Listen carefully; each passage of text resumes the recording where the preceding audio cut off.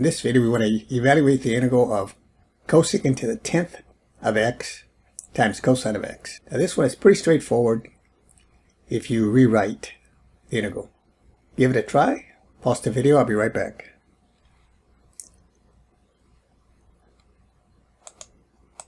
Okay, I'm going to start here by rewriting the integral in the equivalent form. We got cosecant to the 10th. We know that cosecant and sine are reciprocals. We know the derivative sine is cosine. So I'll put this in the denominator as sine to the 10th power of x. In the numerator, I'll have cosine of x dx. And of course, we said the derivative sine is cosine. So we can use a U-substitution here. Let u equal to sine of x. And then du, we equal the derivative sine is cosine of x dx. Now we can transform the integral into one involving the variable u. Cosine of x dx right here can be replaced by du. So this will be du in the numerator. Sine is u, so we'll have the sine to the 10th, that'll be u to the 10th.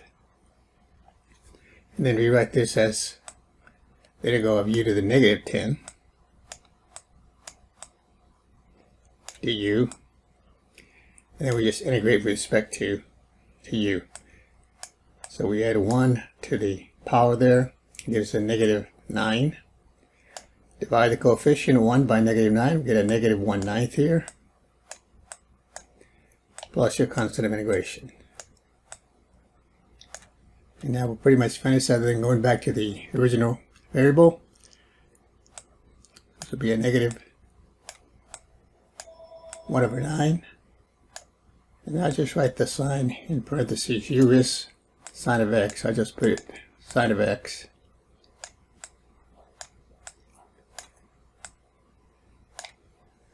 to the negative 9 power. And plus your constant of integration. And as always, you can always check your answer by computing the derivative and showing that it gives you back the original integrand. Sometimes it's not as easy. You have to go through and maybe some identities, especially if you're working with a trig integral. But notice here comes out pretty straightforward. If I take the derivative of this, negative 9 times a negative 1/9 is 1. Subtract 1 from the negative 9 gives me a minus 10. So that gives me 1 over, if you want, 1 over sine to the 10th power, which of course gives you the cosecant to the 10th power. And then using the chain rule, you take the derivative of what's in the parentheses, sine, and then of course that gives you the cosine. Thanks for watching. We'll see you next time.